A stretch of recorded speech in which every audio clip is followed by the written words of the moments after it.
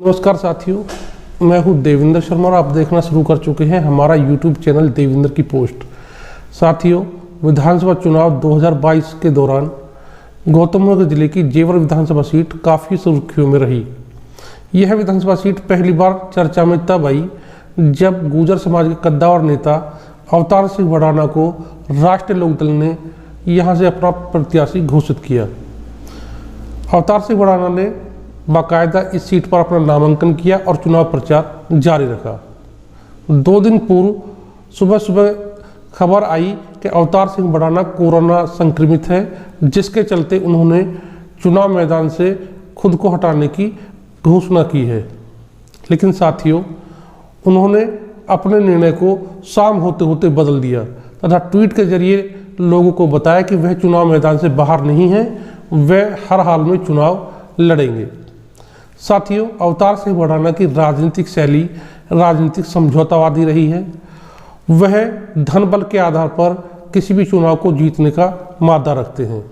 उनके राजनीतिक सफर को भी देखें तो उनके राजनीतिक जीवन में कई बार ऐसे राजनीतिक निर्णय लिए गए हैं जो अनिश्चित तथा चौंकाने वाले रहे हैं। साथियों, अवतार सिंह भड़ाना का राजनीतिक सफर कांग्रेस पार्टी के साथ शुरू हुआ।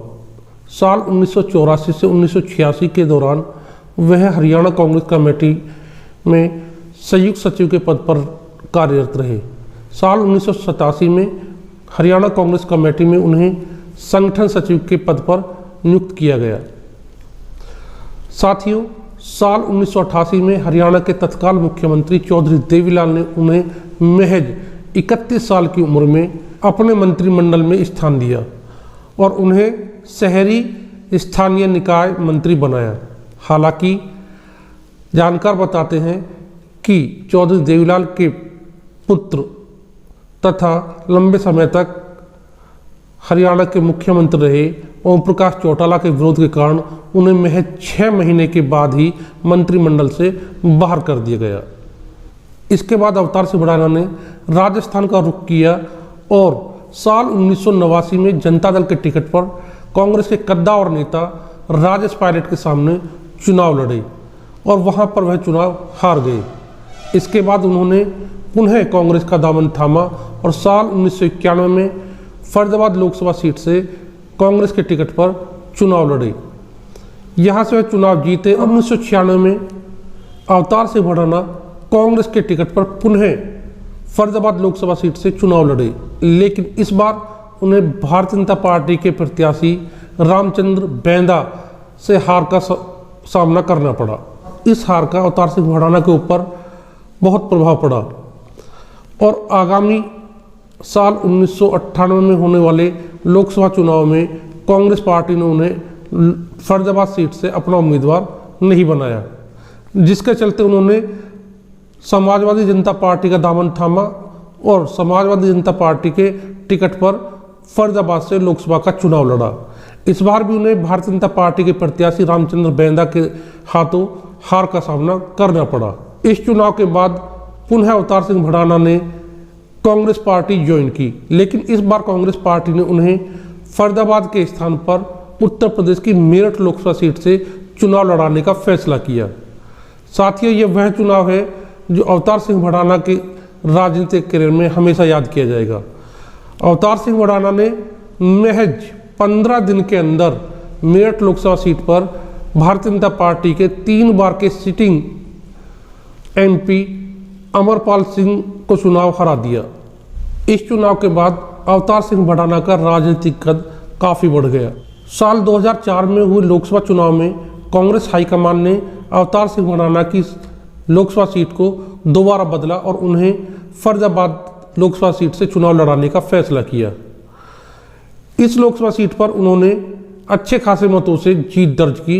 साल 2000 में भी अवतार सिंह भड़ाना ने 2004 के प्रदर्शन को दोहराया और चौथी बार संसद सदस्य बने। लेकिन साल 2014 में हुए लोकसभा चुनाव में फरीदाबाद लोकसभा सीट पर अवतार सिंह भड़ाना को भारतीय जनता पार्टी के उम्मीदवार कृष्णपाल गुर्जर के हाथों हार का सामना करना पड़ा। इस हार के बाद अवतार सिंह भड़ाना ने साल 2015 में कांग्रेस पार्टी छोड़कर हरियाणा की स्थानीय राजनीतिक पार्टी इंडियन नेशनल लोकदल को ज्वाइन कर लिया। लेकिन इंडियन नेशनल लोकदल में उनका राजनीतिक सफ़र बहुत लंबा नहीं चला और उन्होंने साल 2016 में इंडियन नेशनल लोकदल से इस्तीफा देकर भारतीय जनता पार्टी ज्वाइन कर ली।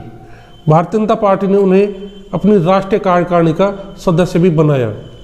साल 2017 में हुए उत्तर प्रदेश विधानसभा चुनावों में भारतीय जनता पार्टी ने अवतार सिंह भड़ाना को जिला मुजफ्फरनगर की मीरापुर विधानसभा सीट से अपना एमएलए उम्मीदवार बनाया। यहाँ पर हुए कांटे के टक्कर में अवतार सिंह भड़ाना ने अपने प्रतिद्वंदी को महज 193 वोटों से हरा दिया। जानकारों का मानना है कि इस चुनाव को जीतने के बाद अवतार सिंह भड़ाना को उम्मीद होने लगी थी कि उत्तर प्रदेश मंत्रिमंडल में उन्हें गुर्जर समाज के प्रतिनिधि के तौर पर स्थान दिया जाएगा, लेकिन योगी आदित्यनाथ के मंत्रिमंडल में उन्हें जगह नहीं मिली। इसके बाद मीरापुर विधानसभा सीट से उनका मोह भंग होने लगा तथा वह दिल्ली एनसीआर के आसपास किसी अन्य लोकसभा अथवा विधानसभा सीट पर अपना राजनीतिक भविष्य देखने लगे।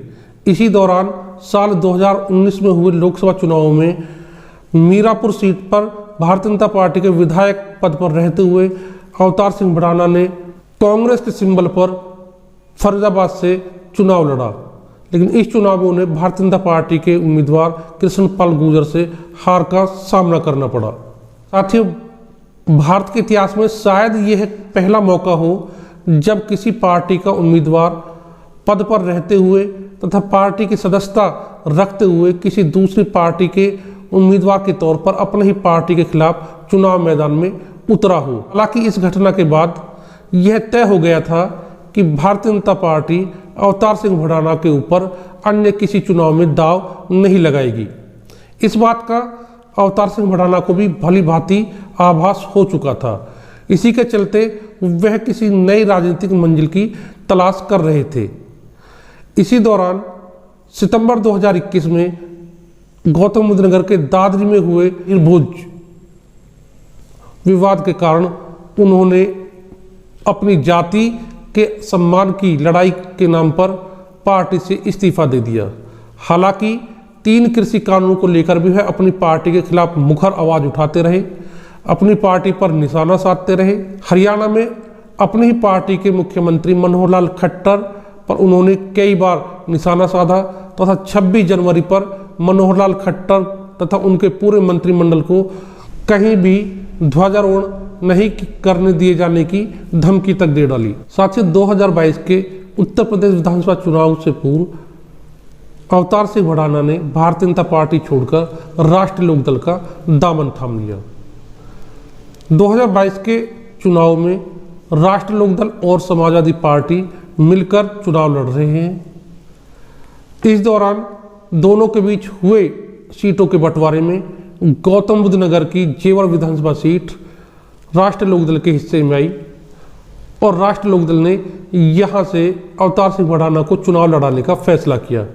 हालांकि साथियों, राजनीतिक गलियारों में चर्चा है कि अवतार सिंह भड़ाना इस प्रयास में थे कि किसी तरह दादरी विधानसभा सीट को राष्ट्रीय लोकदल के खाते में ले लिया जाए, जिससे कि इस सीट पर अपनी जीत की अच्छी संभावनाओं के चलते बड़े अंतर से चुनाव जीता जा सके।